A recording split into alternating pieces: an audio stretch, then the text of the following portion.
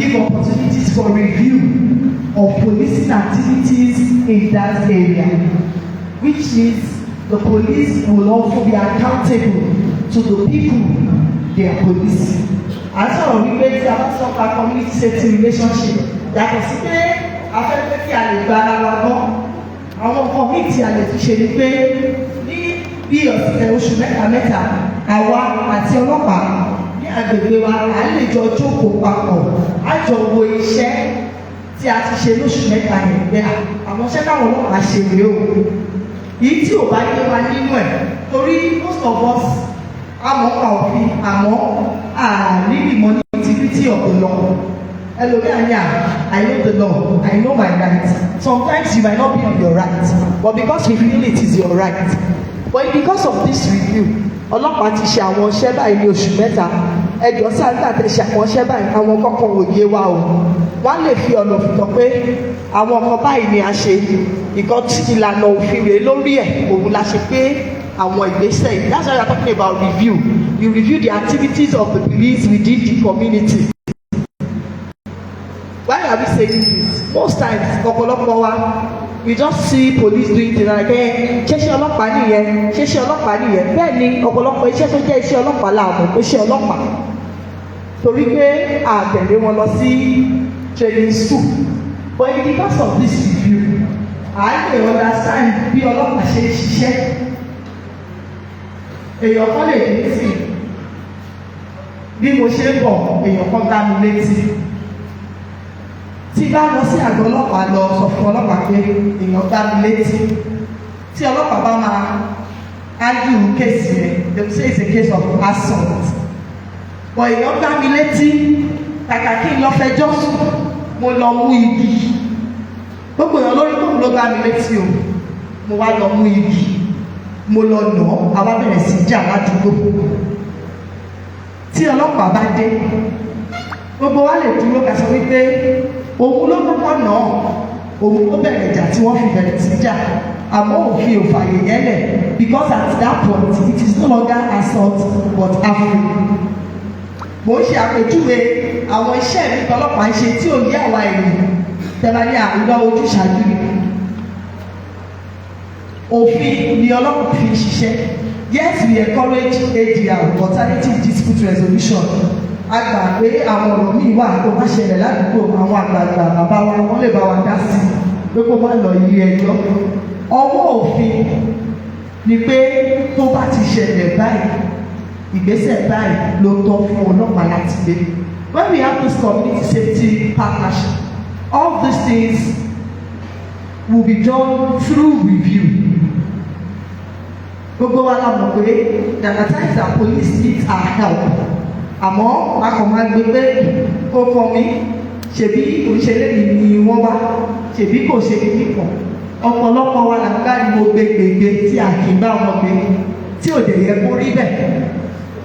Ara ìdí tí ọ̀gá àgbà wa fọlá sí ibi ilé mi nìyẹn.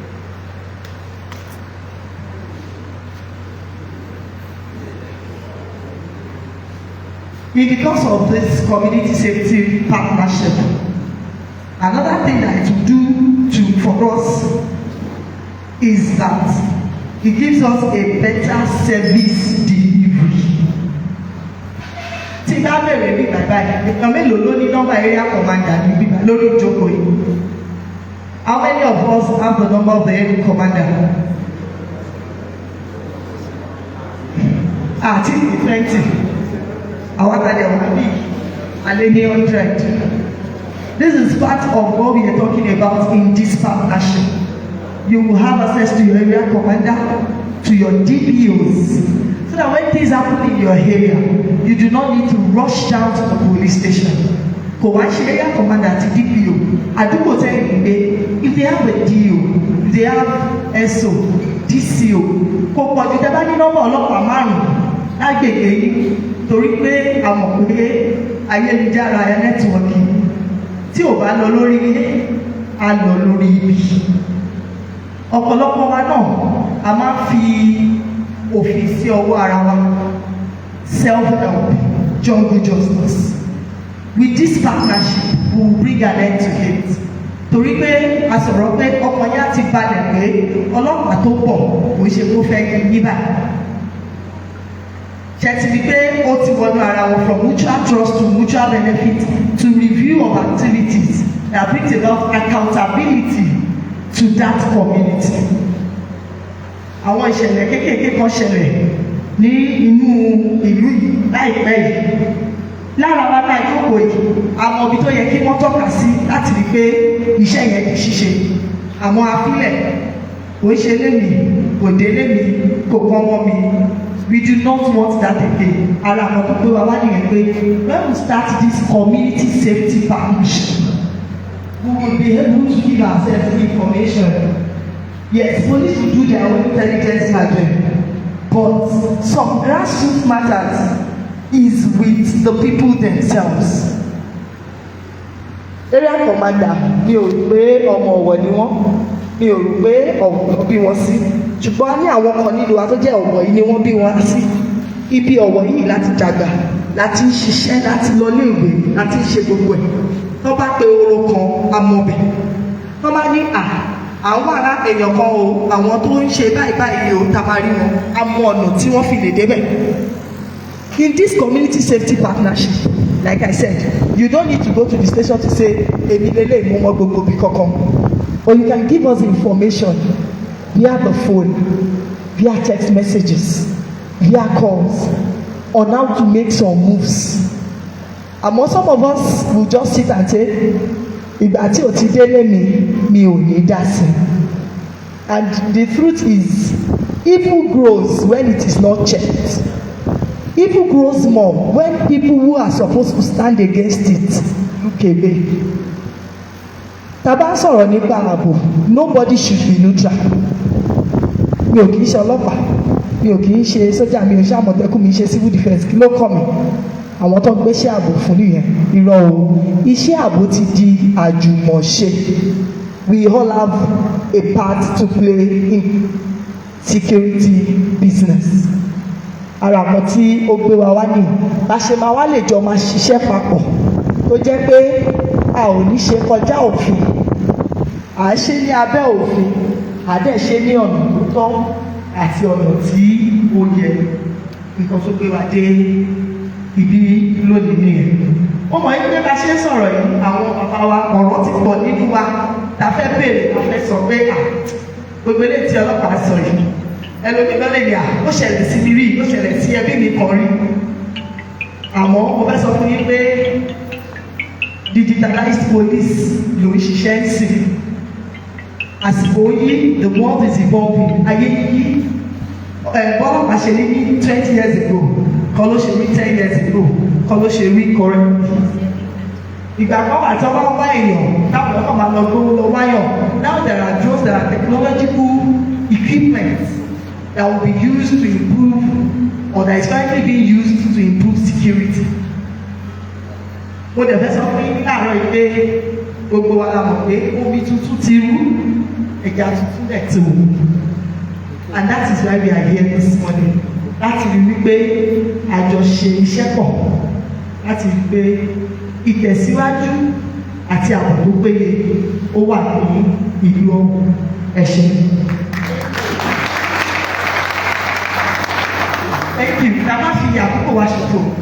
Before the Commissioner of Police will speak, I don't know if you have any members, one or two things to say on this issue we addressed, so that we can talk about it before the Commissioner of Police reacts.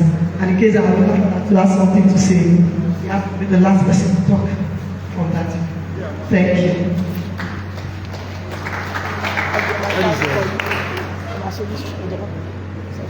Chief Adenego. Honorable Chief SS Adenego, Chairman PCRC, A Division, Owo. Inú mi dùn láti rí pé kọmíṣánná wà nípa ààbò ìlú ọ̀hún. Ẹ̀hún kìíní tí mo kọ́ máa sọ ni pé a gbọ́dọ̀ ní ìfẹ́ àwọn ọlọ́pàá. Ọ̀rọ̀ mi dàbí ìgbà tí Atiba during the war. Only the war is anathema to all Nigerians. Only we don't like them because we don't know them. We don't know them because we don't like them. tẹ́ ẹ bá ti bẹ̀rẹ̀ ọlọ́pàá ẹ ò ní lè bá wọn ṣiṣẹ́ because they are evils we cannot avoid. So ìyẹn jẹ́ number one. Èkejì tí mo rí ni pé àwọn èèyàn fẹ́ kí information and whereas information òun no policeman is an agent but the bit of true information you give to them ṣùgbọ́n àwọn ọmọ máa ń fi information jẹun ohun tí òkan ọlọ́pàá máa ń sọ fún pé ẹ̀rí kan báyìí.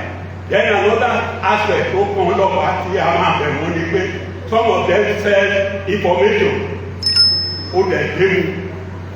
Ìyẹn ṣẹlẹ̀ sí èyí tí mo ń sọ̀rọ̀ some years back mo mú àwọn ọdẹ kan wọ́n release wọn lójú ọ̀nà wọ́n ní they have no case to answer and whereas they stole things from the council and later they were equally giving the interest. So àwọn agẹ́ bí ènìyàn ìlú a gbọ́dọ̀ ti kẹ́kọ̀ọ́ pẹ̀lú àwọn ọlọ́pàá láti fún wọn ní true information kì í ṣe pé àhẹ́ẹ̀dì ẹnìkan kí wá sí èyí tó ń ṣẹlẹ̀ ní ìlú Ọ̀wọ̀ báyìí. Èkíní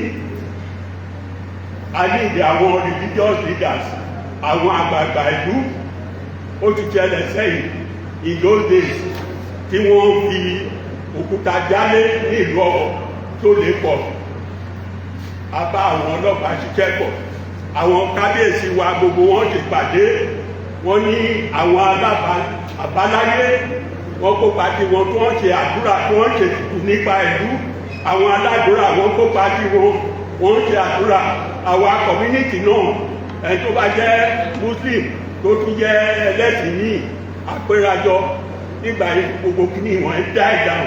So the same thing bí àwọn náà ti wà ń bí àwa ní òsìn Ọlọ́run bí ti àtijọ́ Ọlọ́run ti wà ó lẹ̀ ń gbọ́ ìgbé wa. So tí a bá fowọ́pọ̀ gẹ́gẹ́ bí ìlú we must act like the Romans when there is aggression back from outside we will all unite. Ṣùgbọ́n nǹkan ṣe wá ní ìlú yìí tèmi tiẹ̀ ọ̀tọ̀ọ̀tọ̀ tí o bá ti sí ìṣòwòpọ̀ ní ìlú wàhálà ló máa ń jẹ́ torí pé tí ẹni ìbá gbé sókè ẹni ìyá máa fà sílẹ̀. Praise the Lord. Thank you, sir. Spoken excellently well. Bí a ṣe máa ṣe mọ́bí fọwọ́ sí tí a bá ti bá èèyàn kan sọ̀rọ̀ níbí a máa mú èèyàn kan níbi láti sọ̀rọ̀. We want to please urge you just to wear our father and God for you. Then let us wait and talk straight to the point so that we do not digress from the reason why we're here. Thank you. Thank you very much. I think this is This is Pastor Taiwo Adenego. Pastor Taiwo Franklin Adekule. Pastor Taiwo Adekule. We have CDA. What is the function of CDA? We have PC house.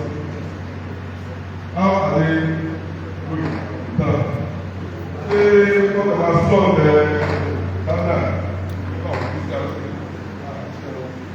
and again, in terms of collaboration with the police. In terms of collaboration with the police, normally when you see something, you say something. We are always ready to say something when we see something. But okay, leave that over. Okay, ọ̀bárùn-ún lọ fún èdè ọ̀rọ̀. Okay, wọ́n ní àbárí ìbọn kásọ̀ pé a máa ń rí bẹ̀rù ń ba àwọn èèyàn láti sọ. So ìwọ́n ti máa ń bèrè protection wọlé ní fún informant as a police. So that if I saw ọ̀ ní wàá mú mi ní lọ́la pé lágbájá ló ṣe ìwádìí.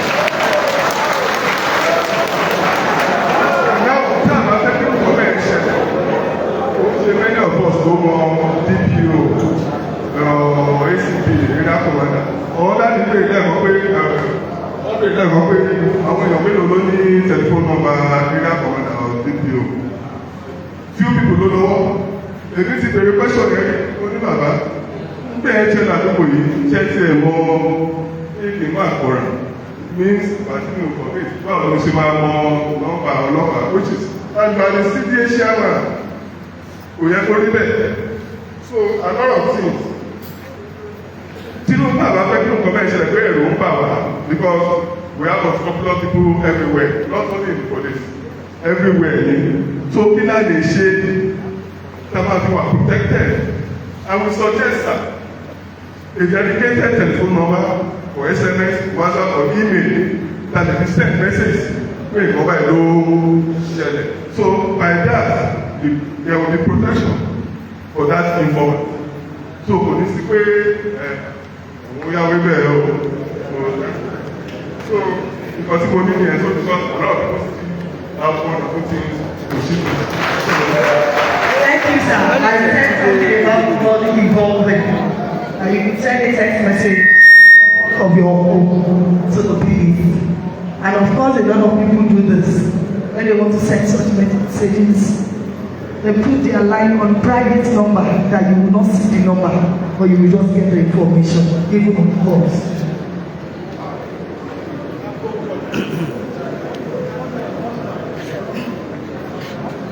Praise the Lord. Orúkọ mi ní ṣí Olórí. Ọ̀rọ̀ tó fẹ́ sọ méjì. Èkíní, nígbà tí àwọn madam sọ̀rọ̀ rẹ̀ wípé tábàárẹ̀ nìkan pápọ̀ the last speaker substantiated what she said. Èmi tó fẹ́ sọ wípé tí a bá ní nǹkan tí a bá sọ kí ni ìgbésẹ̀ tí àwọn ọlọ́pàá máa ń gbé lẹ́yìn tí a bá sọ ẹ̀. Mo ní àpẹẹrẹ. There was a time about 2 years ago. I am from Olugbenga. Wọ́n pa abọ́ ẹ̀kọ́ ní ẹ̀yìn Olugbenga. Èmi rẹ̀ ní pé the reason for this meeting is because of the recent incident of Owo and so many people were killed thereafter. Wọ́n pa abọ́ yẹn about 3 or 4 weeks after. Abẹ̀ sí spread out. Àwa lọ rí àwọn méjì kú. Sorry sir for taking your time over this exploration. Bàtà wa mú àwọn méjì thank God the secretary to Kábíyèsí Ọlọ́wọ̀ accompanied us there. Amúgbọ̀gbọ́ yẹn níbi tó fi ń tweet ẹ̀. To cut this short, àwọn ọmọ wá sí akílọ́mù kan ní kéèdì polytechnic second grade. Bàtà mọ́ wá sí ọ̀tà pẹ̀pẹ́. We handed over this guy to his friend. And àwọn bá ti bẹ̀ make operational statements that pé ìkan di movie and somebody shot at the guy and killed him. Now, wọ́n gbé àwọn bọ́ọ̀sì lọ sáàpẹ̀. Ìkọ̀ tẹ̀lé pé wá pé jáde bẹ̀ ní pé after some months, these guys were released on bail without even being taken to the court for facing the music of what they did. Now, I have from a very competent source that the police collected 360,000 naira from each of these guys, and they are now advised them that they should not come for again. And if they come for and by permission, home base system, they don't have counsel in the matter again. And these people, since then, they are not coming to.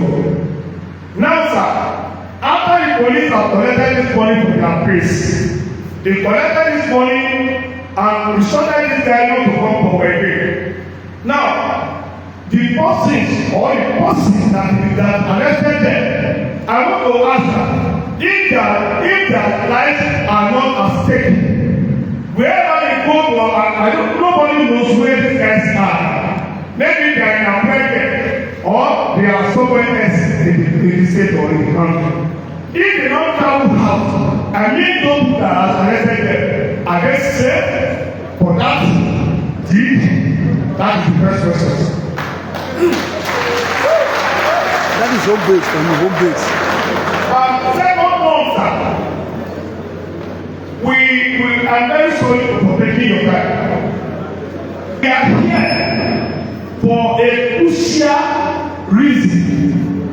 The reason is we want to protect our community and protect ourselves, like the woman has said. Sir, if I want to protect myself and protect my community, Will I now open my life to danger because I want to protect my family? Why I'm asking this question is, sir, your men, I am very, very sorry, extremely sorry for saying this. My commissioner police, your men, the work they are doing, I am very, very close to the police. The work they are doing, even in recent time, the one that happened in Enugu and Owo, those people that were arrested, they collected money from them. I am very sorry, sir. None of them was taken to the court for prosecution. Go and bring bail. Go and bring bail. Go and bring bail. And if I now come to you, sir, to tell you, this is what my brother did, and my brother is eventually arrested. And when you arrest him, I am not afraid that you will tell you that so many can come and take you to inform you. But when you are going to release my brother from that, the destruction you did, you now say, go and bring 1,000, go and bring 9,000, because you want to give him pain.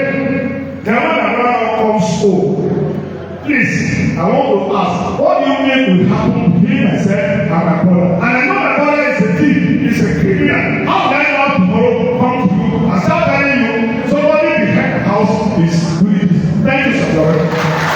That is so big for you. That is so big. That is so big for Enugu. A very powerful chief in our kingdom here. A fearless chief in our kingdom, home base. Thank you for a very important question. And of course, there are some things you have said, spoken.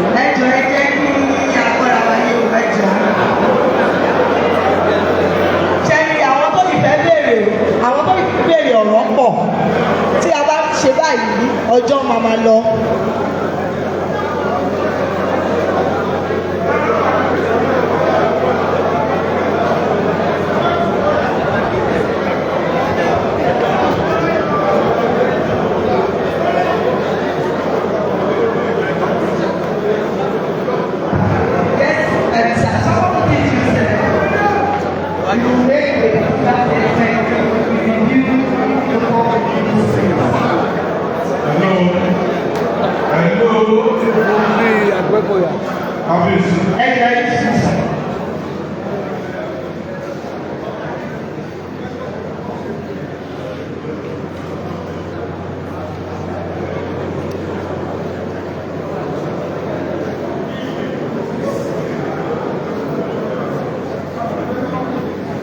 All our clerics are also here. You will discover that this is who is who in our kingdom. My commissioners, all due protocol officers. I would like to speak. My name is I am Chief Olugbenga by name. Then I would like to speak in Yoruba. Monsieur Gonsa, I really thank you for this gathering. Monsieur Gonsa, I'm going to write. Wọ́n ti ṣe irú méjì báyìí ní Kingdom wa. So, we all thank you, sir. Nǹkan tó ṣẹlẹ̀ tí èmi fẹ́ sọ àti dúpẹ́ lọ́wọ́ ọlọ́run báyìí. It was just 3 days ago ṣẹ̀mọ̀ wọ́n ti change the area community. Wà á rí pé akẹ́kọ̀ọ́ yẹn fẹ́ díẹ̀ báyìí pé nǹkan yẹn lọ sí. So, àwọn tí wọ́n ń fa wàhálà ní ìlú yìí kò ń ṣe pé àwọn ọmọ gẹ́gẹ́ bí ọ̀rọ̀ tí àwọn bàbá wa ẹ̀kọ́ wa tí wọ́n ti sọ tẹ́lẹ̀ ṣùgbọ́n ó ní lára láti wá sọ pé wá wo lágbájá àbẹ́ lọlé ìgbà ọjọ́ tó bàbá ti mú ẹ ọjọ́ yẹn ti ṣe ẹ́ ní ìjọba bá ti béèrè ọ̀sùn ọlọ́pàá ọjọ́ yẹn lọ́wọ́ máa sọ fún ẹ pé kí ló ṣe fún Jímọ̀ ló sọ pé so irú nǹkan tá à ń sọ yìí náà fẹ́ kó ṣiṣẹ́ àwọn bẹ́ẹ̀ àwọn commission Kábíyèsí to help us to beg all the policemen that are going to work in the work. If there is certain information given to them, it should be in there. Keep all secrets secret. Because ẹni tó bá sọ fún wọn pé wọn wọ́n ti ṣe kan burúkú ní báyìí tó bá lọ lé they cannot sleep with his two eyes closed anytime wọ́n lè wá ṣe àfún ẹ̀yẹ. Dẹ́gbẹ́lẹ́ tí èlò wa fẹ́ sọ tó jẹ́ last ni pé àwọn tó ń ṣe kan burúkú yìí nílùú yìí wọ́n sì kú àwọn tí ó lórúkọ tó dàgbà mú wọn lẹ́lẹ́ lọ yìí o àwọn ọmọ kéékèèké tó fẹ́ dàgbà lọ́la tó wà ní wọ́n wá gbòòrò gbogbo wọn ní iṣẹ́ burúkú ilẹ̀ wà lọ́wọ́ ẹ̀ o kọ́ máa sọ pé wọn ò rí wọn mọ́ o wọ́n wá gbòòrò. Jẹ́ ẹjọ́ sà a máa bẹ̀ ní kí gbogbo àwọn ọlọ́pàá wa wọ́n bá wa bẹ̀rẹ̀ láti orí ọmọ 10 years 10 they are all outside there tí wọ́n jẹ́ pọ́tì tààdé rí wọn. Bẹ̀rẹ̀ kábàlẹ̀ fẹ́ ṣe ló mítìn tààdé fẹ́ kó lórí àti ṣe lè ní gbangba sí i.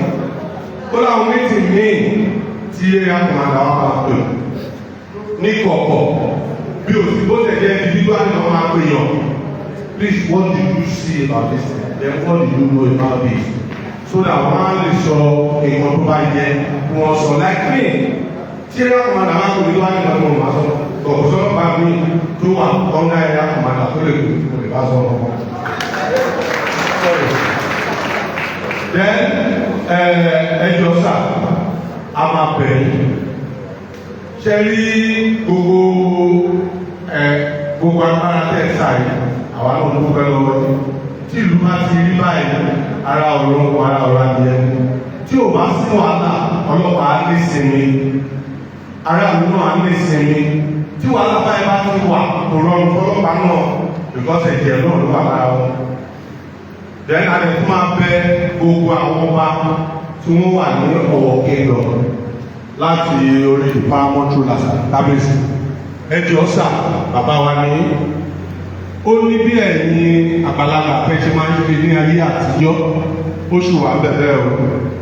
Ẹ jẹ́ kí gbogbo ọba tí ó wà ní Ọ̀wọ̀ àti àgbègbè ẹ̀ kí wọ́n fọwọ́sowọ́pọ̀ pẹ̀lú Kábíyèsí ọba Gbadegesin Ogunoye kí wọ́n jọ sọ ẹni tó bá ní babaláwo ní ìlú ẹ̀ kó gbé wá ẹni tó bá ní aláfáà ní ìlú ẹ̀ kó gbé wá kí ara ó lè tu gbogbo ìlú yìí o ẹgbẹ́ torí ọlọ́wọ́ ara ní wá o ẹ ṣe. Àkókò wa ẹjọ́ ìbátan.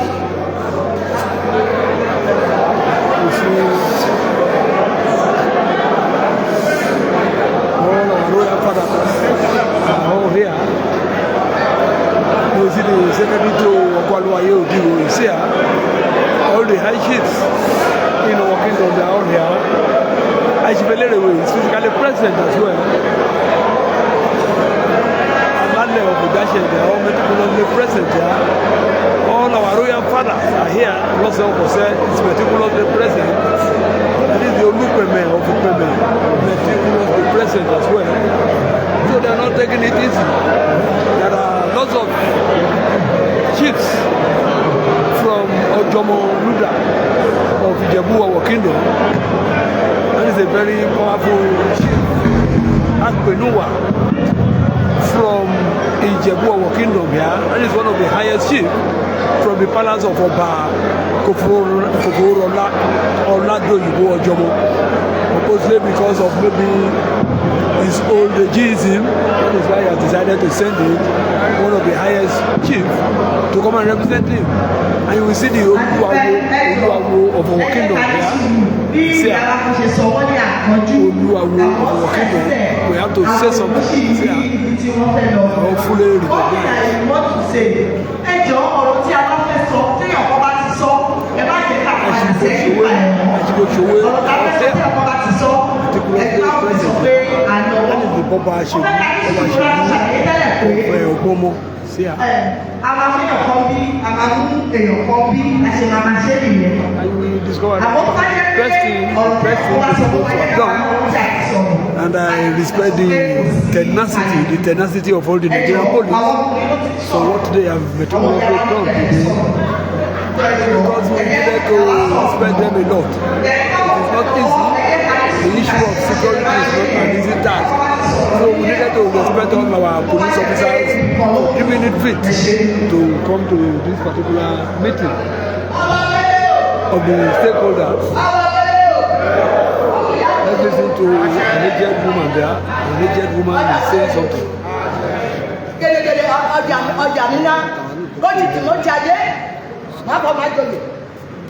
Ọmọ ọmọdé bọ ara jẹ ní tòkòtò àti pátábọ̀ bọ ìrìn àjò ẹ̀dọ̀ ẹ̀bí kábíyèsí yànyàn ọjà èèyàn sọ́jà àtàwọn ọmọdé ọmọ ìtú ọ̀bẹ ètí kàyé ọdẹ kò mẹ́rin wọn ọmọ yẹn náà adébátọ́jà arúgbó orí adọ́dọ̀ ọ̀gbọ̀nyọ̀ngẹ́ àtọkùn àtọ́bíẹ́ àti títí pẹ̀lẹ́ mẹ́dún yàngọ́ lọ́yà kápẹ́ẹ̀tì lọ́jà èyí bẹ́ẹ̀ ìtúndó nìbó àjàlẹ̀ wọn gbọ́ wọ̀ wọ̀nyí jàjàdùkà ọmọ yóò gbọ́ pátá ní tòkòtò bàbá ọmọ yìí adébá ti ní bàbá ọmọ ẹ̀dín náà á ti nà wọ́ ètò ọmọ rẹ̀ lábẹ́ ètò ọmọ rẹ̀ yọ̀nà ọjà o yọ̀nà òkòlò lọ́sẹ̀ ló pátápátá ìtòkò ọ̀gẹ́ kò bẹ́ẹ̀ lọ́mọ.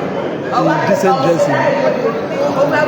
Central Kabiyesi should there are some people to be picking them in decent dressing. Ẹ máa sọ orúkọ yín ẹjọ́ àti sókè ọ̀gá àgbàsọ. Jẹ́ ọ̀gá àwọn bàbá wá sí ọ̀gá ìbò máa jẹ́ sọ̀rọ̀. The representative of Princess Atiba. Òkun àlábáyé, ọ̀rẹ́ ìyọ̀dà àdéhùn máa ń ṣẹ́ o, kábíyèsí o. Mú mi awẹ́rí fi ẹ̀rẹ́ náà bọ̀ lóòótọ́ ìgbẹ́jọ́ pẹ̀lẹ́ ìwáyé náà rí. Nínú ọ̀gbọ́n náà fi rú bẹ́ẹ̀ tó wáyé kábíyèsí ẹ̀ríkà mo lẹ́ bá wọ́n fọ́ wà ní. Ẹ̀yẹ́ dàbọ̀ lẹ́ bá wọn mẹ́wàá wọn lóye. Ìlàjì ọmọ ọmọ yẹn ṣe bóyá ọmọ bí bọ̀wọ́ jẹ̀ ní. Ìlàjì ọmọ ọmọ ìṣòro ọmọ ọmọ ẹgbẹ́ rẹ̀ o. Ẹ̀yẹ́ dàbọ̀ lẹ́yìn wà sí ìṣòro. Àmọ́ ọ̀gbìn náà kò sí náà kọ́ ẹgbẹ́ kò sí kẹ́lẹ́ ọmọ màmí sí. Ẹ̀yẹ́ dàbọ̀ lẹ́yìn ẹgbẹ́ máa ẹ̀fọ́ ọmọ ìfọwọ́ yóò dògbò ló wà kọ́ sọ̀rọ̀ kéde. Ẹ̀fọ́ mi bá ẹ̀dá ọmọ ọmọ bọ̀ o. Ìlàjì mọ́ owó ọmọ ọmọ ẹ̀ṣẹ̀ sínú lọ́kùnrin orúkọ lòdì ìrọ̀lẹ́ dàbọ̀.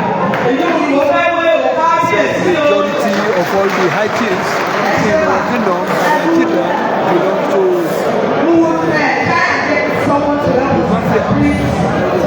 mafias.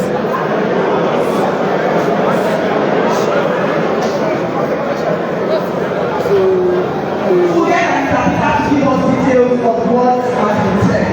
But like I said, I think we work with the hands we have seen that has been up for a while. the woman vehemently said about indecent dressing. Then he said 99.9% of all the mafias, they are chiefs. Kabiyesi. My honourable commissioner sir, I have a question and observation.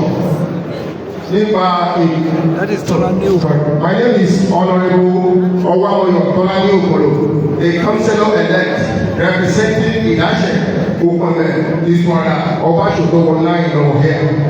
My honourable commissioner sir, I wish to bring to your attention a reported case of kidnapping in Okome community of our local government, which is presently under the investigation by the area commander in Owo. Specifically, one Mr. Oluwaseun, a former bread maker turned successful cocoa farmer and resident of Okone, was fatally shot dead by our local government on Saturday night. Leading up to his death, they attacked him with an axe and cutlass while his friend and lady were taken hostage by the kidnapper. Sir, in the past 2 months, Okone community and its environs have witnessed a series of kidnapping incidents. One Mr. Nas, she's from Okene, but she resides in Okone, Mr. Olabisi was also kidnapped last month. My honourable sir, ayé ọ̀ràn burúkú tòun tèrè tí kò ní ìbáṣẹ ìjọba lágbára wọn ò lè sunkún mọ́ wọ́n máa rẹ́ ìdílé kí ló ṣẹlẹ̀. Ìgbà tí wọ́n mú Mr. Olabisi ní last month, ilé ẹ̀ wọ́n ti lọ gbé ní ìgbẹ̀mí. Ìgbà tí wọ́n kidnap ẹ̀ ó lọ bí 3 days wọn release ẹ̀. So àwọn kidnappers yìí wọ́n pọ̀ wọ́n ní wọ́n mú 4 million naira wá.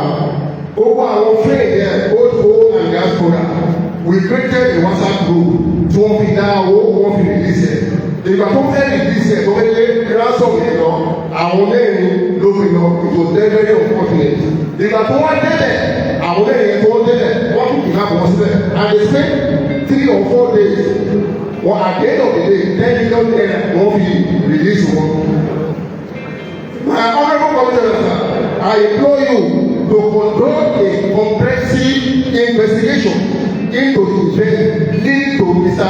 Oluwaseun death and ensure those that are responsible are held accountable.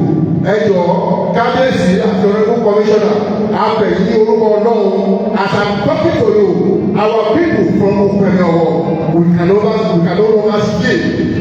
A ò lè lọ sóko mọ́ ó yẹ kí a máa lọ sí oko àwọn ọmọ ṣe oko kòkó wọn náà kò ṣo as I'm talking to you kò sí ọ̀dọ́ lè lọ sóko ìpẹ̀lẹ̀ ni wọ́n dàgbà sí ayé tẹ́lẹ̀ ìta máa ń sùn sí ní ìpẹ̀lẹ̀ but now a ò lè sùn ní ìpẹ̀lẹ̀. A ní police post kan sí ìpẹ̀lẹ̀ tí kábíyèsí wa àti àwọn ọlọ́pàá tó ń gbé wá sí ìpẹ̀lẹ̀ bẹ́ẹ̀ àwọn ọlọ́pàá tó wà bẹ́ẹ̀ ni o rò pé wọ́n ju ẹyẹ kan méjì lọ. My honourable commissioner I will be very very glad tí ẹ bá lè assist wa ní ìpẹ̀lẹ̀.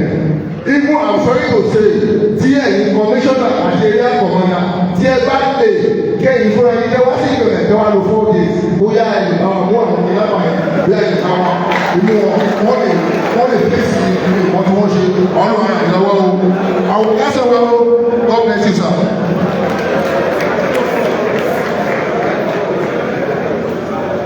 That is the Olugbenga for now. That is Ajibade, meticulously present here. This is more or less meetings of the stakeholders in Owo Kingdom here. All our royal fathers are meticulously represented here, and you will discover that it's a thing of concern, purposely because they have the concrete belief that security is not just for the police or security agencies alone. Security is for everybody. That is why you discover that 99.9% of all our born indigenous citizens are meticulously present here because it is a thing of concern.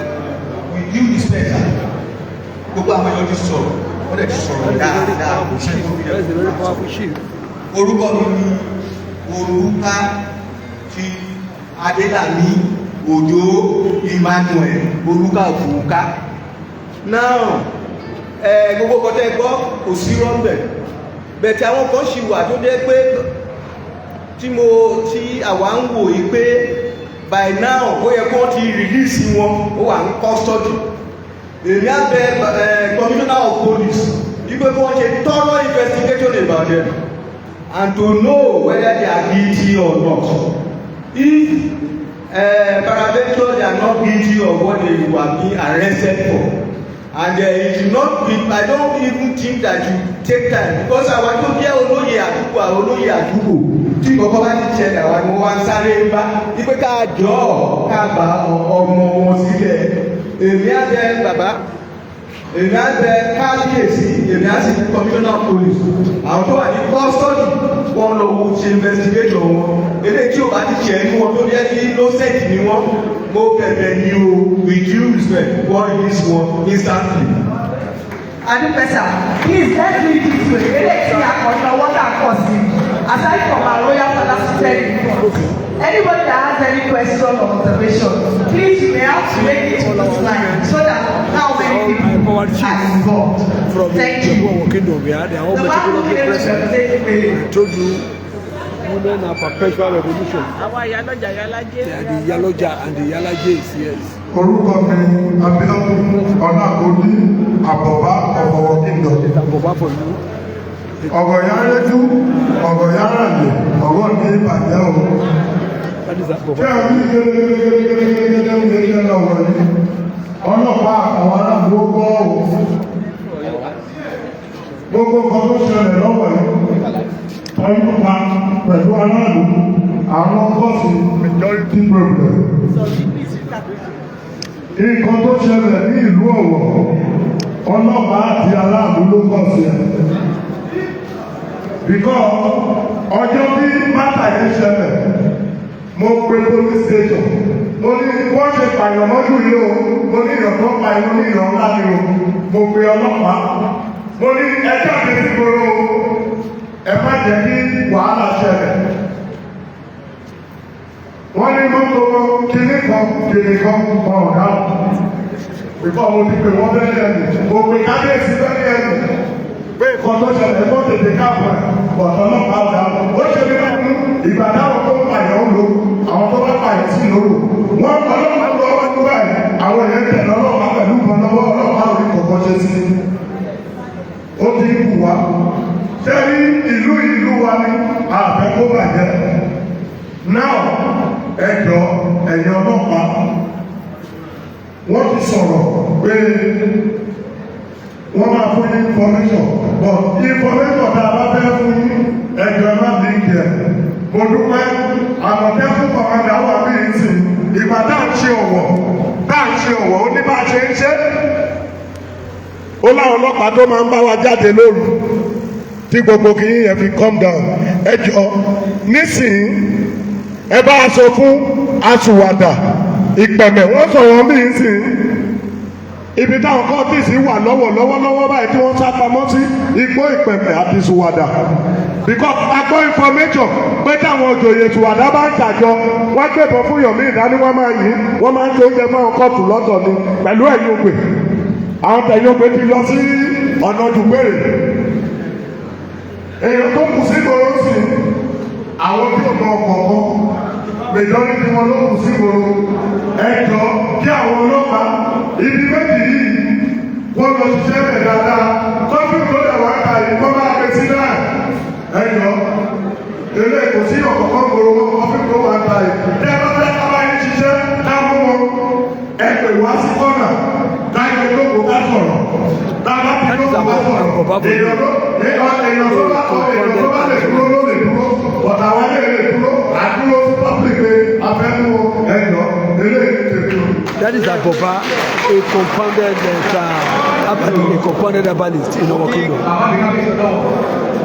Wọ́n ṣe ẹgbẹ́ bí babaláyé ọ̀wọ̀ níbàjẹ́ o.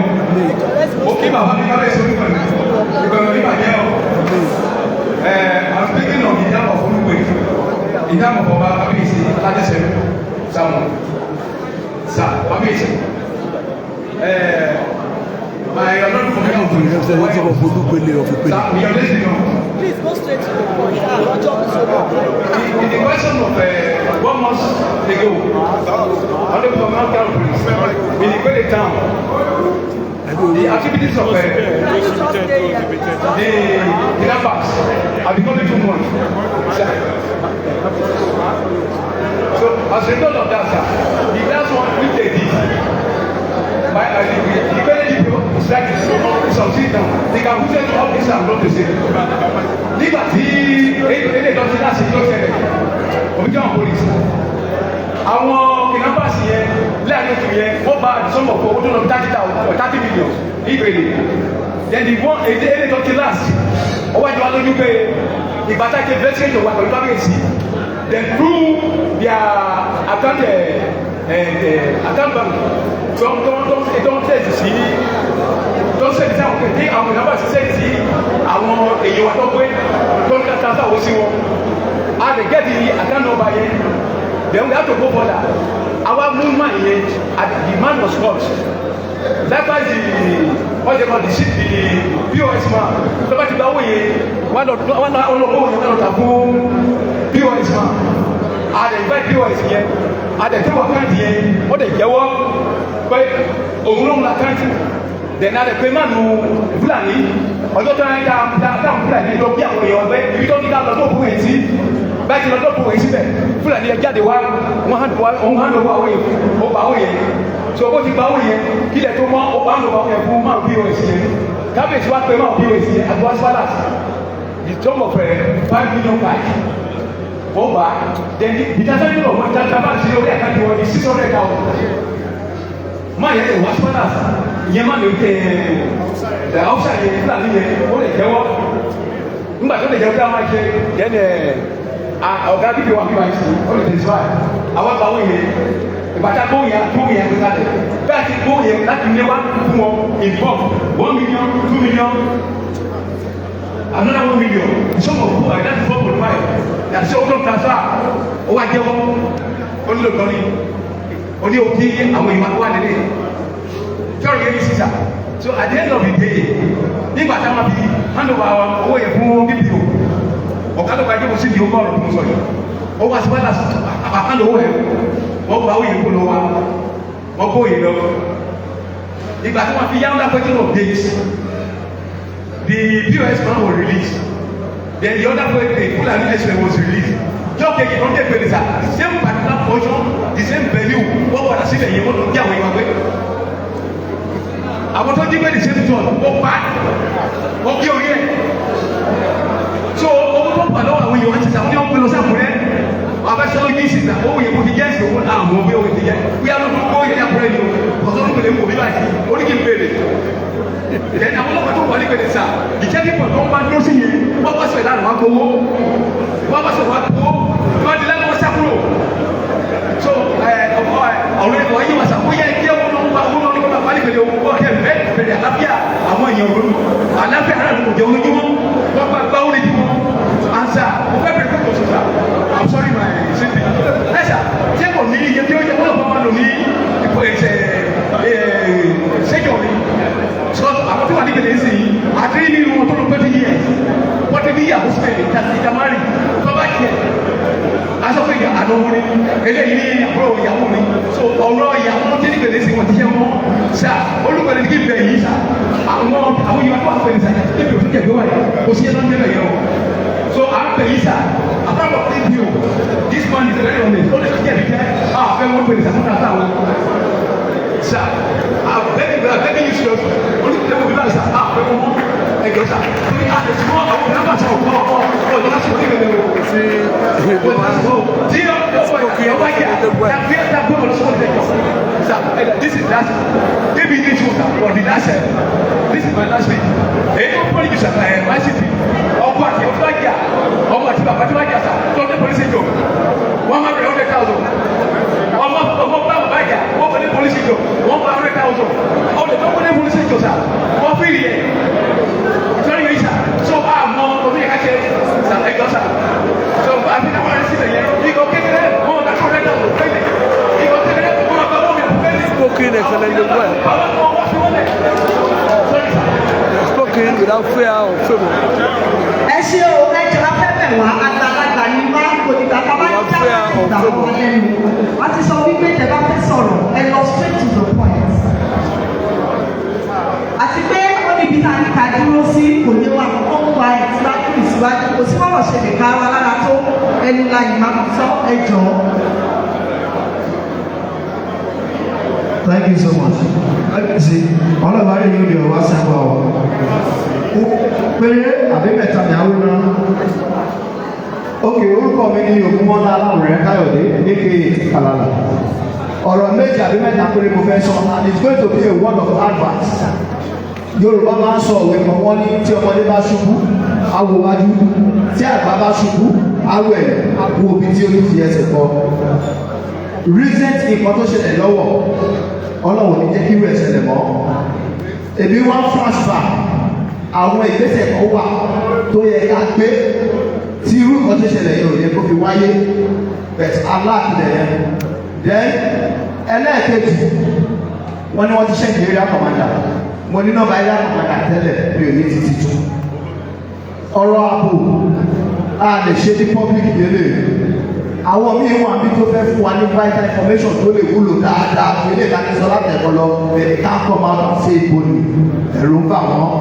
So mo fẹ́ bẹ̀ wá pé kárí ìṣẹ́jú meeting jẹ́ ní oye quarters tó wà lọ́wọ́ lórí àwọn support ká lọ yan ó jẹ́ èèyàn mẹ́rin àbí márùn from that place then àwọn yẹn la máa bá ṣe meeting tá a bá láwọn ṣe meeting àwọn tá a trust thank God bàbá àtàkùn ẹ̀sìn ẹ̀ olórí àwọn àmọ̀tẹ́kùn wọ́n lè understand nǹkan tí mo sọ so tí wọ́n bá ti yan àwọn wọ̀nyẹn then àwọn ọlọ́pàá tí wọ́n bá fẹ́ ṣiṣẹ́ pọ̀ pẹ̀lú àwọn tó ń yàn yẹn wọ́n á jókòó wọ́n ní ọlọ́pàá ò believe lórí traditional or something like that àgbé Ògún àti Ọya síwájú wọn wọ́n á kú pé nǹkan tá a fẹ́ ṣe lè ní o ẹni tó bá ti sọ́nù wọn kó kú dànù tọmọtọmọ because nǹkan tó ṣẹlẹ̀ yìí kò affect wọn àwa ló wà affect jù and at the same time ó tún máa affect wọn because wọn ní chance tí ìlú bá dùn tó dára ọlọ́pàá ò ní máa sáré kiri mo mọ̀ pé wọ́n wé ọ̀dẹ̀ ọ̀dà náà ó tún affect wọn so now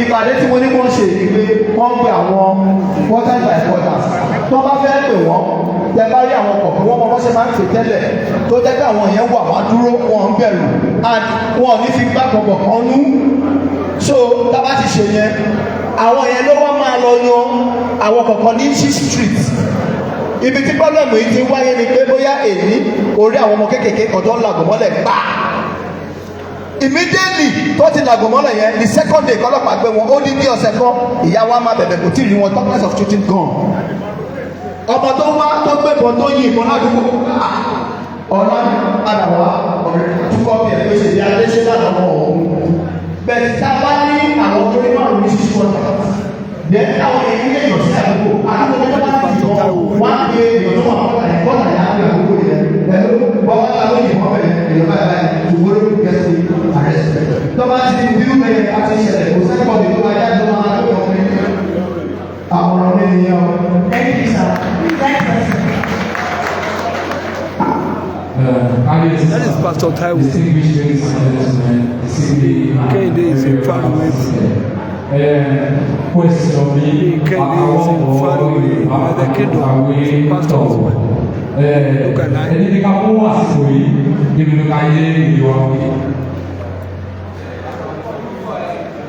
Orúkọ mi Dámilọ́lá Ọládìméjì. Okine, the first thing I will say is that the portrait image of Owo for now is becoming worse. Because most students that are schooling in Owo, first Giwa and Atiba students, I have a couple of friends that are scared to come back to Owo because the image that are being portrayed. Yes, that's number one, please, man.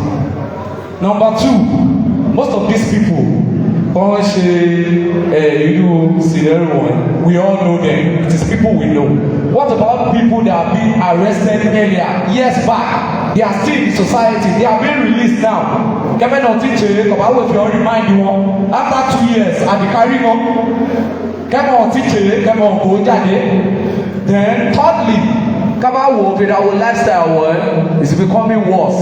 There, everybody's running to Akure, running to Ado, running to everywhere. Nobody's ready to invest in Owo again. Everybody is scared. May I invest in it? Don't you know? May I check in it or come out of the red? Please, yes, this just calm down, man. Please, let me laugh. So everybody is scared to invest in Owo. So please, I'm imploring all our chief, Baba chief, landlord, don't the kind of woman you are to effect back. Don't the type of tenants you want to bring into your house. Thank you. How does take go down from his father? The people of the present. We see that empowered phenomenon from the first giver polytechnic, the sheep in his father as well. His father down to Owo Kingdom. Eba ní àdúgbò ìjọba fi orúkọ tèmi Ọláwálé Ògúnlá. Eba ní àdúgbò ìjọba fi ọkọ sí. Kọ́ba mú ọdún bíi 70 àdúgbò ní ìgbéyàwó àdúgbò ọ̀nà sí.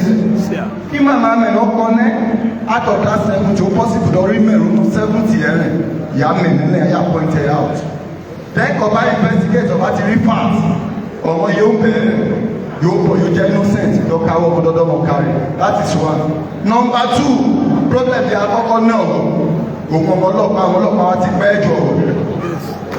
ordinary ọlọ́pàá kan akalo DPO 8 area commander 20 akọ́lé síbẹ̀ anáyà anoma kébà àti mọ̀mọ́ kú ètùtù burúkú wọ̀nyí ó dẹ̀ máa ń the next yóò fẹ́ jẹ́ ẹ̀ ní appoint wọn out èrò akabọ ó máa fi kùn bá ti point wọn kún bá ti jágẹ́ẹ̀tì wọn arrested kan bá ti dèyìn wá tóró mu iye wọn lọ jẹ́ àyà pọ̀sù bí apọ̀sù ọmọ ẹ̀ bọ́tọ́ ọlọ́pàá ó máa fi kùn bá ti lò 4, 6, 7 months èyí àná ó pẹ́ jù kọ́ bá ti mú kébà lẹ́lẹ́ yìí wọn point kébà lè jọ transfer àwọn ọlọ́pàá kan ń bébé ọmọ kan mọ́ ìyá dárúkọ ẹ̀ ó yá bọ́lọ́rọ̀ Fọlágbádé ìgbáyé ẹ̀ bí ọtí gbé ohun ọ̀rọ̀ nínú dàbọ̀dún bá ń wọ̀ kẹ̀dọ̀ táwọn ní sọ̀rọ̀ lẹ́tọ́ Fọlágbádé òbí ìròbí wọ́n dẹ̀ sign agreement with 35 years yóò fẹ́ lò lọ sáfíìsì ọ̀rọ̀ kò ti fẹ́ lò kàríyà ikọ̀ mọ̀ngẹ́rà ọtí ọlọ́pàá ti lò 15 years ọ̀rọ̀ kéètì ayé point criminal ọ̀nà náyà ọ̀nà ọkọ̀ kéètì appoint ló máa fi kún appoint ẹ̀ kébàdé ni wọ́n transfer àkìlẹ̀ mórí so máa ń rọ ìbá wa alága ọlọ́pàá Ondo State dán dàbọ̀ dán tó lọ́lọ́run dán bá wọ àwọ̀ àárín bẹ́ẹ̀ ọlọ́pàá ẹgbẹ́ tí lò 2-3 years síbẹ̀ lọ́ba wa gbé lọ góòlù mú ẹ̀wà dán má dé landlord. Thank you. At this point, no, please. Ṣẹ́ni tí a bá ti sọ fún wa pé ká dúró tí a ti dúró kò sí àárín ọjọ́ mùsùlùmí. Àwọn bàbá wa tó kọ̀kọ́ ìṣì máa sọ̀rọ̀. No. We are giving you time. You didn't stand when you are supposed to stand. Please, after sí àwọn bàbá wa bí àwọn representatives àwọn ọba tí wọ́n represent ìlú wọn. We discovered that this is one of its kind. It has never happened in the history of our kingdom. These are all the stakeholders in our kingdom. These are the makers of Owo. They said they didn't want to take it lightly. They wanted to add 1 or 2 things to the security system in our kingdom. That is why all of them are here. So we are so happy that 99.9% of all our born indigenous citizens, they are meticulously concerned about the incessant, ugly shenanigans going on in our kingdom. So that is why you will discover that they have chosen today, Wednesday, 29th day of January, to come and put heads together. And you will see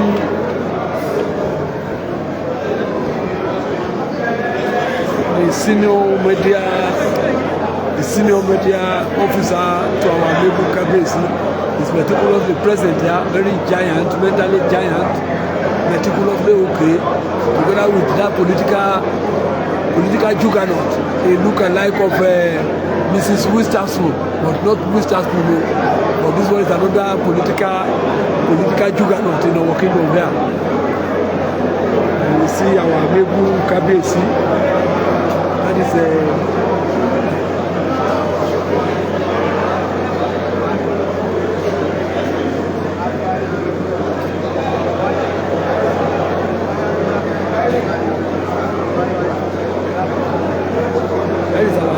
Gbadegesin from Odeya after Iswada. They are all meticulously concerned. All our royal fathers, they are very concerned about the ugly shenanigans going on in our war. That is our Olugbenga of Ikweme. And you see our father, our royal father, Olose is meticulously present here. You see Alale of the Dashe is meticulously present here. Because all of them are meticulously concerned. And you see our please, with the permission of the Commissioner of Police, we need maybe just 4 people before our royal fathers. Anyone who wants to say anything, we beg you in the name of God. Please, yes, you hold a high position, but please step out so that we will know how many people want to talk. We will not come back because ọ̀pọ̀lọpọ̀ wa béèrè ìbéèrè based on ìbéèrè pé ọkọ ti béèrè ni. And that's why we are saying if you have any question, move out and let us know how many people so that we can move to our royal fathers. Ẹ jẹ́ ẹni tó bá ní ìbéèrè kókó síta níbi ìkámọ́ èèyàn mélòó kò dìgbà tí a bá ṣẹ̀ṣẹ̀ sọ pé káwọn bàbá wa sọ̀rọ̀ láṣẹ máa jáde pé a fẹ́ béèrè béèrè. Police, Ondo State. Thank you for joining us here. Oladele Abdulatif, thank you for joining us. Okudalaye Francis Adebo, thank you for joining us here. Gbadegesin and the Commissioner of Police. Pastor in our kingdom. Orúkọ mi ni Wòlíì Jésù Fẹ́mi Akérèdé. Adúpẹ́ lọ́wọ́ Ọlọ́run fún ìpàdé yìí. Mi ò ní ọ̀nà tó kù tí mo fẹ́ sọ. Ohun tí mo kàn fẹ́ wí ni pé mo fẹ́ rọ kábíyèsí pé tó bá lè pe àwọn olóṣèlú wá sí ìpàdé. Torí àwọn ọ̀pọ̀lọpọ̀ wọn ló ra ìbọn fún àwọn ọmọ wọn. Ìgbà tó bá ra ìbọn fún wọn tó bá lò wọ́n tán lásìkò òṣèlú. Tó bá lò wọ́n tán lásìkò òṣèlú. Ọwọ́ wọn ò ní ká wọn mọ́ láti gba ìbọn yẹn kúrò lọ́wọ́ wọn. A wá di wàhálà sínú ìlú. Then òmíràn tó dàbí rẹ̀ tí mo sì mọ̀ wípé kábíyèsí sà pé ẹ mọ tí mo ń sọ yìí wípé ọ̀pọ̀lọpọ̀ àwọn ìjòyè wa torí bàtà sọ̀rọ̀ bẹ́ẹ̀ sọ̀rọ̀ fún wa nípa láti ẹ̀mọ̀ pé ọ̀pọ̀lọpọ̀ ìjòyè mọ̀ nípa àwọn ènìyàn wọ̀nyí. Lára àwọn ìjòyè wa àwọn ọmọ wọ̀nyí ni wọ́n ń lò láti àráàsì àwọn ènìyàn ìlú tó bá ti ṣẹ̀wọ̀n àwọn ni wọ́n máa rán kó lọ bá wọn dásẹ̀ ìyá fún wọn. Tá a bá ń fẹ́ kí àwọn nǹkan wọ̀nyí kó tán ká kọ́kọ́ pe àwọn olóyè wa kí kábíyèsí mọ bó ti lè mú wọn tí ìkànnì á lọ lọ́tọ̀ bó tilẹ̀ jẹ́ wípé àwọn ọlọ́pàá ní tòótọ́ ní tiwọn lọ́wọ́ ọ̀pọ̀lọpọ̀ yìí tá à ń sọ yìí náà àwọn tó sọ̀rọ̀ wípé àwọn ọlọ́pàá kan pẹ́ lọ́wọ́ ẹlòmíràn bó pẹ́ lọ́wọ́ kò túmọ̀ sí pé ó lè ba wọn jẹ́ ìní nínú àwọn tí wọ́n mú Àkúrẹ́ ni wọ́n ti lísì ẹ̀ kì í ṣe bí o so àtàkùrẹ́ àtọ̀wọ̀ ní kọ́lọ́pàá ti ṣiṣẹ́ kí kábíyèsí náà kàn bí àwọn ìjòyè wa kàn bí wọ́n sì pàdé kàn ní lo àwọn ọmọ fún jàdíjàdí ẹ ṣé o. kábíyèsí adápẹ́ lórí orúkọ mi ní Bọ́láńlé Ọmọládùúgbò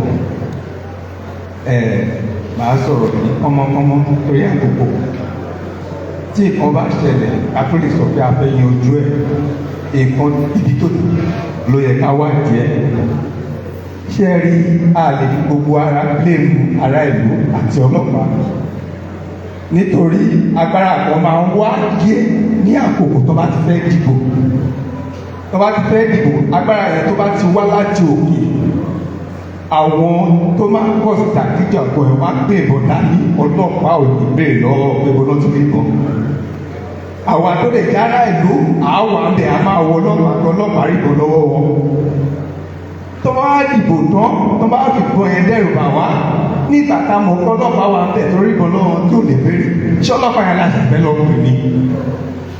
mo rọ ọ̀gá ọlọ́pàá àti àwọn àgbààgbà ìlú kọ́ wá solution bí wọ́n ṣe máa ṣe tó bá ti di àsìkò ìbò kó má jẹ́ pé àwọn ọmọ oníjàgídíjà kan lọ́fẹ́ máa fún lówó nítorí 90s kò pọ̀ bẹ́lẹ̀ nígbà tó ti bẹ̀rẹ̀ sí lò wọ́n tó sọ pé àwọn ẹyẹ 1 million àwọn ẹkùn 2 million ní gbogbo àlàyé tí ń pọ̀ sí ẹ ṣé o. God bless you. You have spoken excellently well. Kábíyèsí, my commissioner, ẹjọ́ ọ̀rọ̀ tí mo fẹ́ sọ lọ́dọ̀ àwọn ọ̀gá wa commissioner of police. Ní Aki police post, tí orúkọ mi ni Ahmed Ajijola, aka Obi before complain. A ní police post tí àwọn various communities wọn ò rí quick and from Isuada. Àwọn tó wà ń bẹ̀ mi rò pé wọ́n ju mẹ́rin, wọn ò ní kóńdó dípò ìbọn. Ẹjọ́ kí ọ̀gá ọlọ́pàá wọ́n bá wa gbé ìgbésẹ̀ yẹn anísìpẹ̀lẹ̀ anísìdáṣẹ̀ wọ́n jọ wọ́n bá wa ìkú ìpè àwọn yẹn tó bá tún pọ̀ díẹ̀ ó yà ìrọ̀ ajú máa bá àwọn tó ń ṣe jàgídíjàgbọ́ yẹn lẹ́yìn ẹ̀ ọ̀rọ̀ tábọ̀ bá so lẹ́kọ̀ọ́ awùmí kó jáde kó wá gbùdọ̀ ẹ̀ pé tí wọ́n bá ti ń ṣe àjọ ní Isuada wọ́n máa gbé bọ̀ wọ́n máa yìnbọn irọ́ ńláńlá ni o àwọn ọmọ ọ̀wọ̀ tó ń ṣe court ló ń sábà sí Isuada ló ń sábà ìbẹ̀rẹ̀ àtúntí ilé wọn padà ń sí kò sọ́mọ Isuada tó ṣe court kò sọ́mọ ìbẹ̀rẹ̀ tó ṣe court àwọn ló ń sáwá bẹ̀ ló wá ń ṣe ẹjọ́. ẹ ṣe sà ṣẹ́rí ẹ̀wò ó kọ ọ̀rọ̀ yíyan ní abayọ̀nà ẹjọ́ ẹ jẹ́ ká ní sùúrù please this is not for us to start pointing accusing fingers at each other ẹjọ́ ẹ̀yin ọ̀dọ́ ìlú abẹ̀mí this is not the time for that ẹjọ́.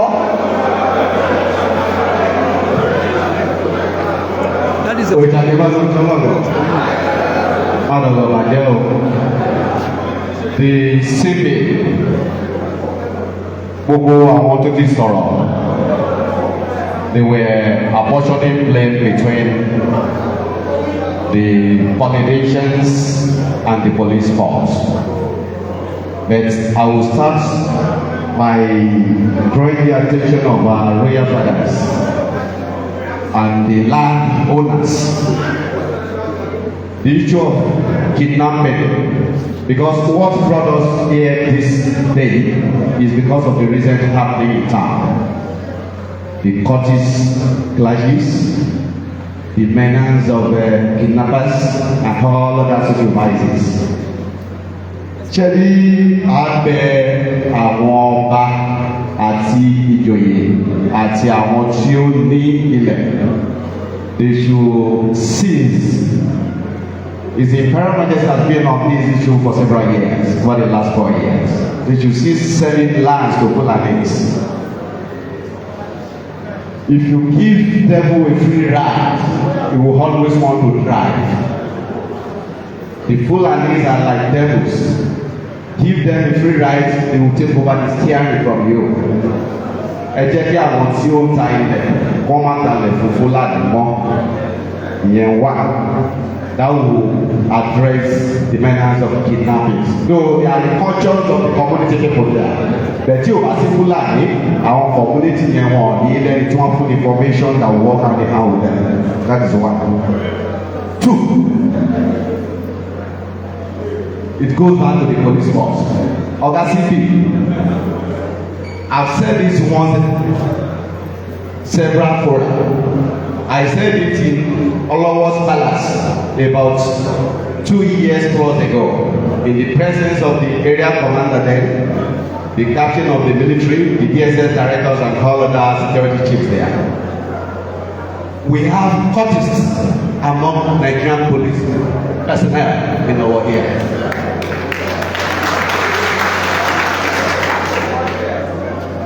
We know most of our youth who were cultists now want to join the Nigerian army, want to join the Nigerian police force. By tomorrow, in case of any eventualities, if it happens that their court members went rampage and they've been arrested and is in the position to decide on the case, what becomes the matter? Justice died on arrival. Sir, the CP ẹjọ ẹ bá wa sanitize system àwọn ọlọ́pàá. That is 2. 3. Breach of duty of secrecy. Òun ló ní ìsìtí àwọn èèyàn fi wọ́n ní information. Let me tell you a simple story. I won't take your time.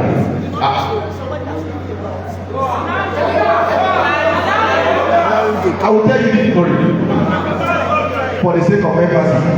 Oga CP ní ìdánù ọ̀gá dàbọ̀ bro ọlọ́run bàbá mbẹ́. Ọ̀gá ṣèbí kálàfíà lè jọba la ṣe wá síbí.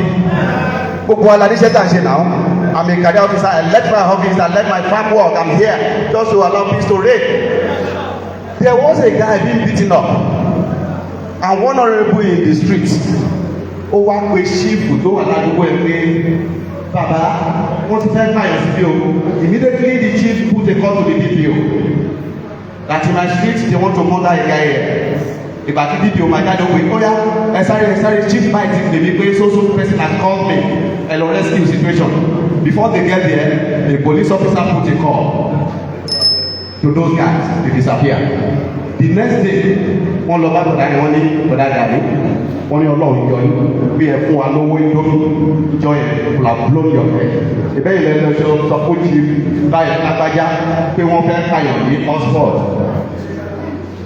But now, I called him this morning because we've been in these security issues together over the years. Let's come here and discuss. He said they won't be here. So, ìyàn wà bí tó pọ̀ tó fẹ́ sọ̀rọ̀, but the fear of the unknown. But the community and the society is sour. I don't talk, you don't talk. Who will do the talking? Police officer, ẹjọ́, ọ̀gá, ẹ bá wa sanitize the system here. Going forward, nǹkan tó jẹ́ kó wà more pronounced. I read it yesterday that a law, and I thank God the SSA to the governor is now sitting here. Ẹ jọ̀ọ́ ẹ jẹ́ kí gómìnà wa kí wọ́n bá àwọn House of Assembly wa to review the existing law that will make provisions for stiff penalties for anybody found wanting of these social vices. In Ondo State, if you house, we have our fathers there, they are landlords. We have landladies there. All these guys that's sort of nearby, they live in their houses. In Ondo State, from this moment, if you house a courtist, you go to 10 years imprisonment. If you live in your house. And if you are caught in any unbecoming activities of courtesy, 21 years imprisonment. And if you maim or kill and you are found wanting and culpable, death sentence.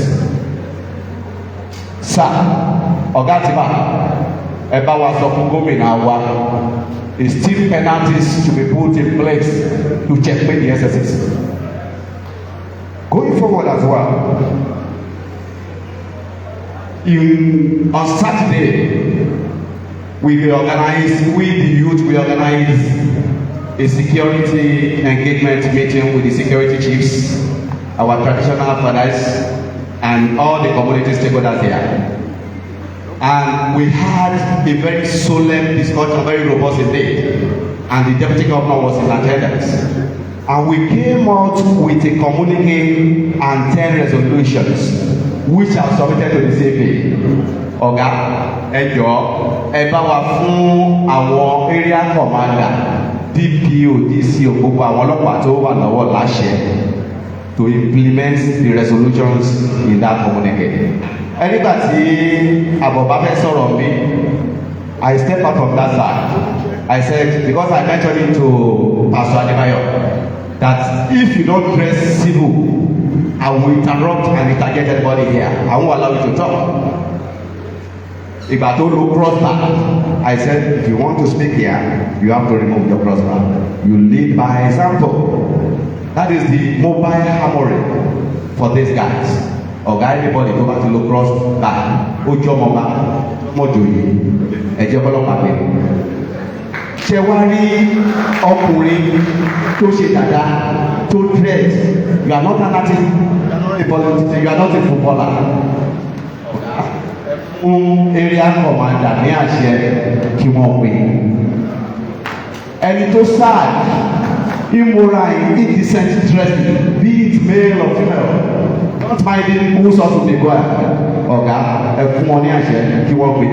Lastly, tó bá dẹ̀ ti wá gbé wọn, whoever tó bá ti wá pé to secure bail, let the person be arrested and prosecuted. And lastly, before I drop the microphone, one thing sọ pé the culture of the political leaders in the community is criminalities. Agreed. But Ọ̀gá ẹ jọ̀ọ́, anybody tó bá ti wá as a politician, be it House of Assembly, House of Rep or SSA or toilet or what have you, a document here, get profile here and make it known to the public that this person is aiding crime in our world. The community will not hesitate to blackmail that person. Thank you and God bless. À ń sọ̀rọ̀ nípa àkókò àwọn ọmọ gbogbo wa la ní nǹkan sọ, but we will not continue like this. Please, à ń bẹ̀ wá ní.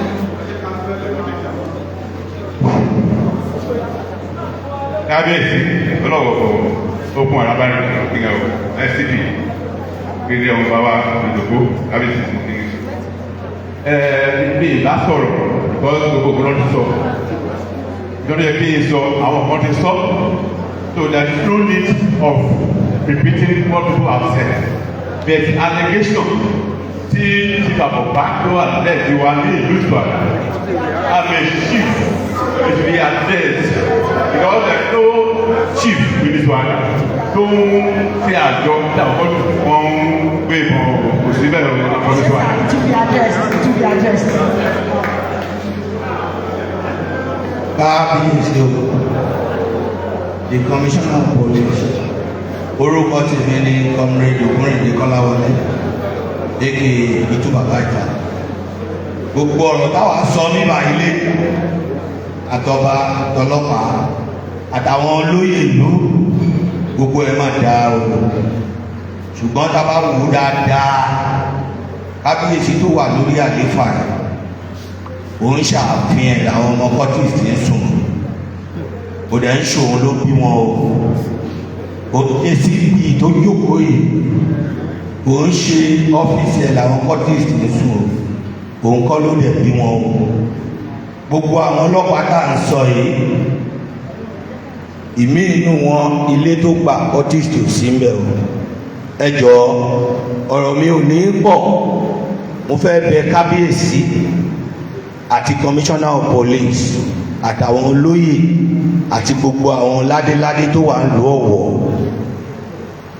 ẹ wá àyè láti ṣe tó tóbi pẹ̀lú judiciary in Ondo State wọ́n mú lágbájá wọ́n mú kàmàdò ó ń lọ DPP politician dúró síbẹ̀ wọ́n ní kó tún padà wálé ẹ̀ lọ́jọ́ Monday gbogbo wọ̀nyẹn ò ní bójúmu tó bá ń kọ̀ntínú tẹ bá lè ṣèpàdé pẹ̀lú àwọn ìjọba judiciary pé àwa Ọ̀wọ̀ community ẹni tí wọ́n prosecute tí wọ́n gbé wá bí yìí o Kọ́láwọlé Ògúnrìndé ní kóòtù ní witness ẹ̀ wà evidence ẹ̀ wà ẹ jẹ́ kó lò 10 years ní rìmáì evidence bẹ́ẹ̀ yẹn bá ti wà ó tán then ẹjọ́ ẹlẹ́ẹ̀kejì ẹ jẹ́ kí gbogbo wa máa dúró ti information wa nígbà tó bá report fọlọ́pàá pé èèyàn kan wá fi gbọ̀n gbé ẹ lé tí wọ́n lọ mú ènìyàn dé station tán ní kó wá níjọ́ Monday kò dẹ̀ sọ pé lóòótọ́ ìwọ àtiwọ ẹ̀yin fẹ́ pé bọ́n wá gbé mi nìyí tọ́lọ́pàá ò rí ẹ mọ́ wá ṣáàjì ẹ̀ ní àsìkò ìdúbàdà òkọ nípa àfikún ẹ̀yẹ àwa ń sọ òfin bí ni irú òfin tẹ̀símọ́lẹ̀ lòfin tàbá fẹ́ gbógun ti kọ́ọ̀tù gbogbo wa ìdájọ́ máa gbógun ti kọ́ọ̀tù àwọn kọ́ọ̀tù kan láti gbógun ti ra wọn tàbá fẹ́ fẹ́lẹ́ ṣe fáínà pé kò ní sí kọ́ọ̀tù nílùú Ọ̀wọ̀ a ò fẹ́ mọ́ iye àwọn kọ́ọ̀tù mẹ́tẹ̀ẹ̀ta yìí tàbá pa wọ́n pọ̀ wọn ò tó ará ìlú Ọ̀wọ̀ wọn ò tó ará ìlú Ọ̀wọ̀ quarter by quarter wà àwọn ṣíìpù wà ń bẹ aṣojú kábíyèsí wà ń bẹ gbogbo wọn la ní síbẹ̀ ìpàdé wa ipò eré àkọ́kọ́dá sì máa padà lọ pàdé ìnáwó local government quarter sì sì máa fi pàdé tiẹ̀ pẹ̀lú àwọn aṣojú àti kábíyèsí kí gbogbo solution wọn tó bẹ̀rẹ̀ sí wá yọjú o dẹ́ mo bẹ̀ ọ̀gá ọlọ́pàá pátápátá ẹgbà àyè látọwọ́ inspector general of police l'Ondo State kí wọ́n fún yín ní operation crush yẹn ẹ lọ dá sílẹ̀ kí gómìnà wà mẹ́ each local government kí wọ́n wà mẹ́ lẹ́yìn láti aago 8 àárọ̀ dé aago 2 alẹ́ ibi tí èèyàn méjì bá ti jókòó tí wọn ò ní jẹ́ ẹ̀kọ́ wọn lọ sọ evidence to proof nǹkan tí wọ́n fi ṣe mẹ́ ẹni tó bá lọ oko lọ oko ẹni tó bá kọ́ wẹ́dà kó jókòó sí wẹ́dà ẹni tó bá ṣe kápẹ́ńtà kó wà lábẹ́ ọ̀gá ẹ̀ òun kẹrù kó bá pápá òun kiri olùdókòó sí wájú ilé oúnjẹ bóyá bàbá jẹ́ kí n gbẹ́nu sí ẹ̀jẹ̀ ká kó everybody láti pòṣẹ kùtù wọn kọ́ lọ máa ṣeré níbi tó ti yẹ kọ́ máa ṣeré àdúrà ṣe lò. Spoken excellently well. We talked about, we are going to review some of these issues that we talked about. Ọ̀gá àgbà wa náà wà ní pẹ̀lú àwọn bàbá wa tó jẹ́ lọ́wọ́ Owo Kingdom. But in all of this, àwa fúnra wa la máa sọ pé adé àwa la máa ní adé ògùn. When we follow some of these suggestions, we are the ones that will cry foul on social media that police is stereotyping. We are the ones that will go back to say then nobody will come out to the defense of the police to say we unanimously agreed on it. But like I said, all these things will be reviewed. I'm a fan of Baba wa tó wà níwájú láyé torí they are representing each of their community to say one or two things before we take it to the high table.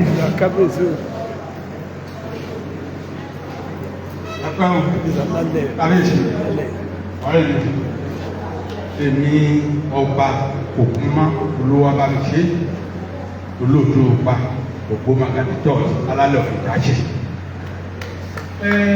Ọ̀ràn George àbí ọ̀lẹ́ àgbà àti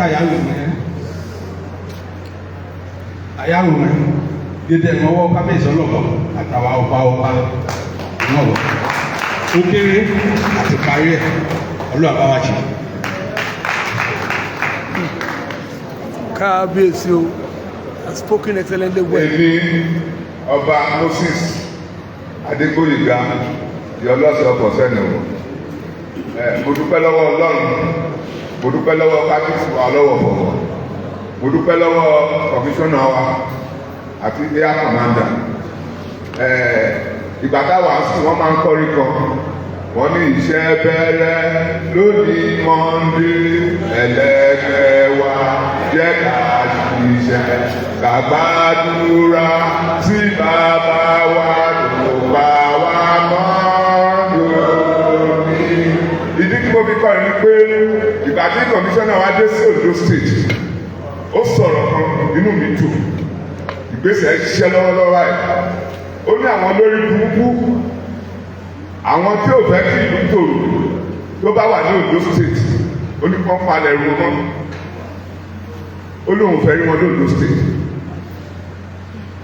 Mo dẹ̀ rí pé ìgbésẹ̀ yìí ó ń ṣiṣẹ́, mo dúpẹ́ lọ́wọ́ wọn. Àwa ọba kò sọ̀rọ̀ fọ́tálì sọ́ndì kábíyèsí wa lọ́wọ́ fọ̀wọ̀ ó wà lórí ìjókòó, òun ni bàbá wa ọba àwọn ọba wọn ọba náà là wá. Gbogbo nǹkan tá a fẹ́ sọ ó wà láàrin àwọn ọba a ò lọ́rọ̀ sọ ní public. Ẹ ṣe gan. Kábíyèsí o ẹsẹ̀ lọ́sẹ̀ ọ̀fọ̀sẹ̀ Dr. Kábíyèsí wa kárí ìlú ká. Dr. Ọláyíwọlá Ọlábẹ̀gbẹ̀ thank you for joining us from far away Missouri.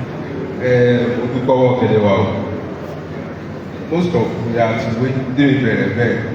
The CP sir, some of us here and even kábíyèsí ọlọ́wọ́ ẹ̀ ní ká lọ máa ṣiṣẹ́, we look for money, we buy vehicles, do everything in your stations.